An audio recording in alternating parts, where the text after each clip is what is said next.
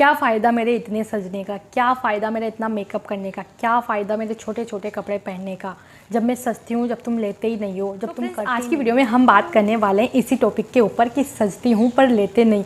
काफ़ी सारी महिलाओं के मुझे कमेंट मिलते हैं, काफ़ी सारी लड़कियां हैं जो इस चीज़ से परेशान हैं कि उनके भाई जो हस्बैंड है वो उन पर बिल्कुल ध्यान नहीं दे रहे हैं। उनके लिए हम तैयार होते हैं, सजते हैं, संवरते हैं, लेकिन उनको कोई फ़र्क ही नहीं पड़ रहा है, वो लेते ही नहीं है, मतलब वो हमारे पास आते ही नहीं है। हम क्या करें, हम इस चीज़ से परेशान हो चुके हैं। इवन मुझे इंस्टाग्राम पर एक लड़की का मैसेज आता है, मतलब एक महिला होती है, उनका मुझे मैसेज आता है, उनकी शादी को 1 साल हो चुका है, लेकिन फिर भी अभी तक उन दोनों पार्टनर्स के बीच में एक बार भी सेक्स नहीं हुआ है।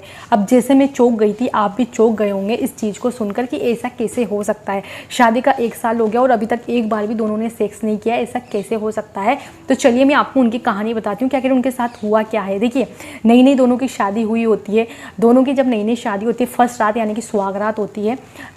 एक लड़की के काफ़ी सारे अरमान होते हैं, काफ़ी सपने होते हैं सुहागरात को लेकर। साइज छोटा होने की वजह से कई बार आप अपनी वाइफ को हैप्पी नहीं कर पाते हैं, अच्छे से इंटीमेट नहीं हो पाते हैं, जल्दी कई बार डिस्चार्ज हो जाते हैं या फिर सोते सोते महसूस होता है कि आपका डिस्चार्ज हो जाता है। अंदरूनी कमजोरी के कारण भी ऐसा होता है।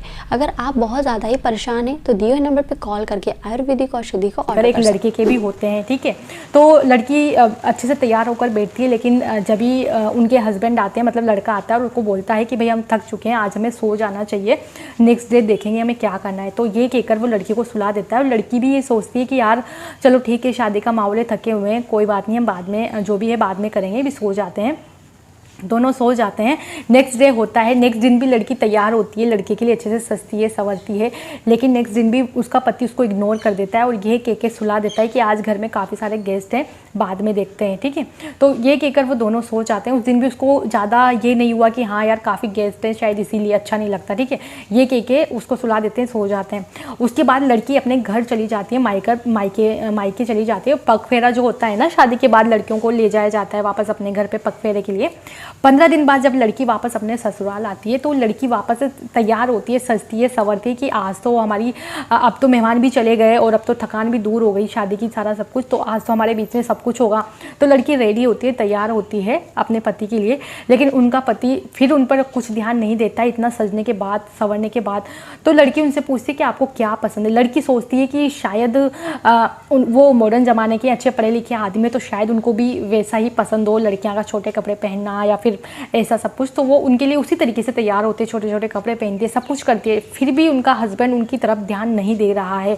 तो आखिर क्या रीज़न है। उन्होंने सोचा कि मैं पूछती हूँ कि आखिर क्या रीज़न है कि मेरी तरफ क्यों नहीं देख रहे, मैं मतलब सुंदर नहीं हूँ या फिर मैं क्या हूँ। उन्होंने उनसे पूछा कि आप क्यों मतलब मुझे इग्नोर कर रहे हैं, क्यों आप ध्यान नहीं दे रहे हैं, क्यों आप नहीं करना चाहते हैं। क्योंकि फर्स्ट नाइट जो सुहागरात होती है उसके लिए तो हर लड़का मतलब कितना तैयारी करता है, हर लड़की के सपने होते हैं, हर लड़के के सपने होते हैं, तो आप ऐसा क्यों इग्नोर कर रहे हैं। तो कुछ भी नहीं बताया उस लड़के ने और बोला कि नहीं अभी मेरी पढ़ाई चल रही है, मेरी तैयारी करनी है। तो इस तरीके से वो टालता रहा, बातों को घुमाता रहा। इस तरीके से धीरे धीरे समय बीतता रहा और काफ़ी समय बीतने के बाद लड़की को पता लगा कि उसके पति का अफेयर किसी और लड़की के साथ है, मतलब किसी और लड़की के साथ वो बात करते हैं। तो वो कहाँ से ध्यान देंगे अपनी बीवी के ऊपर, आप बताइए। जब कोई लड़का किसी और लड़की से प्यार करता होगा तो वो कहाँ से ध्यान देगा अपनी बीवी के ऊपर। उसको नहीं है इंटरेस्ट अपनी बीवी में, क्योंकि वो किसी और लड़की के साथ रिलेशन में थे।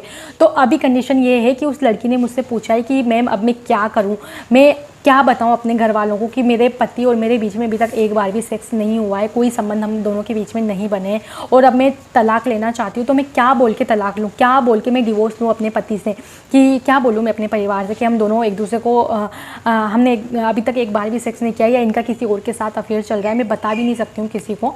तो आप मुझे कमेंट करके बताइए कि मैं उस लड़की को क्या जवाब दूँ, क्योंकि मेरे पास मेरा खुद का दिमाग इतना ख़राब हुआ उसकी स्टोरी सुनकर। मैं इतनी परेशान हूँ कि मैं क्या बोलूँ उससे, मतलब मैं क्या बोलूँ। आप बताइए, एक माता पिता अपने बच्चों की शादी करने के लिए कितना पैसा खर्च करते हैं, तो इतना पैसा खर्च करके अगर एक लड़की की शादी एक बाप करता है तो वो क्या बताएगी जाके कि अभी शादी का 1 साल नहीं हुआ और मुझे डिवोर्स चाहिए।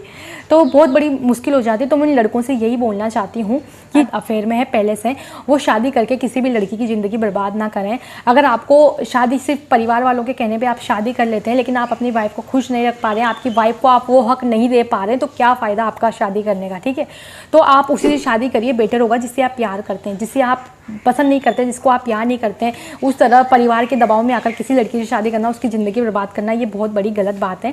तो होप आप ये चीज़ समझेंगे और आप मुझे कमेंट करके ये भी बताइए कि मैं उस लड़के को क्या रिप्लाई करूँ, मैं उसको क्या जवाब दूँ। क्या उसको अलग हो जाना चाहिए अपने पति से, या उसको अपने पति को समझाना चाहिए कि अब आपकी शादी हो गई है, अब आप जो भी आपका रहा है आप उसको भूलिए, छोड़िए और आप मेरे साथ आइए, मेरे साथ रिलेशन में आइए, हम हमारे रिश्ते को आगे बढ़ाते हैं। मतलब मैं क्या रिप्लाई करूँ, मुझे समझ ही नहीं आ रहा है। तो प्लीज़ आप मेरी हेल्प करिए, कमेंट करिए कि मुझे क्या बोलना चाहिए, क्या रिप्लाई करना चाहिए उस लड़की को, क्या बताना चाहिए उसको, कैसे मैं मुसीबत से बाहर निकालूँ।